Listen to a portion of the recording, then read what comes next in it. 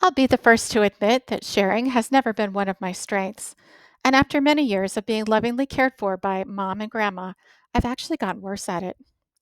Generally, I claim everything in sight as mine and deny any request to borrow or use my personal belongings.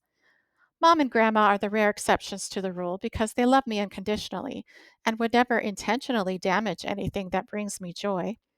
Mom also doesn't eat the same kind of food that I do, so there's minimal risk of her raiding my stash of chicken treats. She always makes space for me on the couch, on her lap, and in my bed, which she seems to think is her bed. We have a fair system worked out, and she has free reign of the house. When Mom started bringing the man around, I was extremely skeptical. Of course, I was friendly to him and made a point of looking absolutely adorable when he visited. This was a clever act of deception, so he would let his guard down and never suspect that I had ulterior motives. I diligently sniffed him from head to toe and inspected him carefully for any signs of illness or other imperfections that might be of concern. He passed my initial screening and appeared fairly harmless. Nonetheless, I continued my careful study of his behavior for many months, wanting to learn all that I could about this newcomer. He seemed clean, and to my relief was house trained. If he wasn't housebroken, then we would have had to send him back to wherever he came from because I am not prepared to deal with that challenge.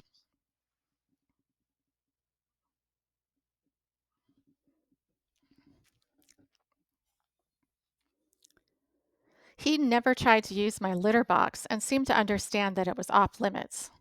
The man preferred plant based food, which I despise, and he showed no interest in my meals. This was also a point in his favor, as I did not want to start worrying about protecting my kibble. The man exhibited several useful skills, like being able to work the locking mechanism on my canned food, having the strength to open the cold box, also known as a refrigerator, where my open cans are stored, and possessing the dexterity to tear into treat bags and serve a few tasty morsels from the palm of his hand. He preferred to be awake late into the night and sleep the morning away. Late, and sleep the morning away, making him a decent companion once mom was out of bed for the day. He also enjoyed long afternoon naps, which are right up my alley. On the other hand, the man came with some downsides. He's much larger than mom and wanted to claim half of my bed, which I adamantly protested. I made a point of walking back and forth across his chest at night to express my annoyance at not having received a formal written request before he encroached on my space. There are protocols to follow around here, and he ignored all of them. He started putting his personal items atop the nightstand, which created clutter and interfered with me sitting in one of my favorite spots. To remedy this, I began pushing his things onto the floor, taking great satisfaction in hearing them clatter against the hardwood. The noise would jar him awake at night, and after a while, he learned to leave his things on the ground for their own safety. Placing them back on the nightstand would just necessitate me shoving them off again and waking everybody up a second time. It'd been several months now, and the man and I have come to an understanding. He's permitted to freely roam the house, but I still assert my dominance from time to time by challenging him for space or clearing his belongings off of surfaces. Sometimes I do it just for fun.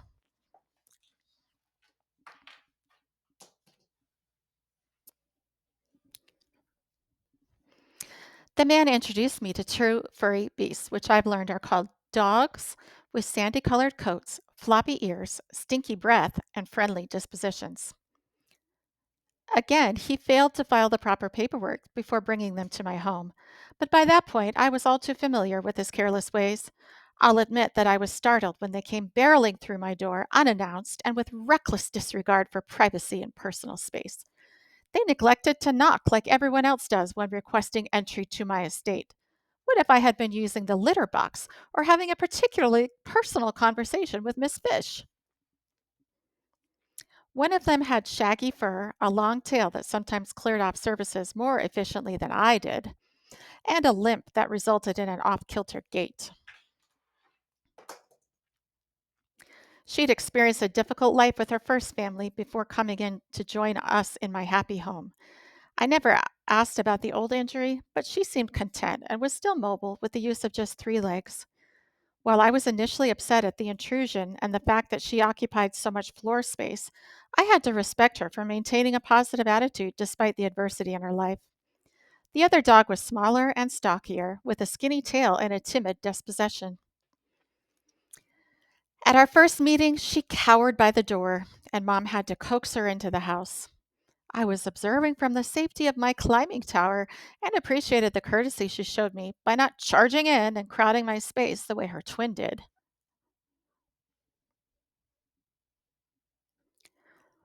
She often stared anxiously at the ground and would shake with fear in my presence.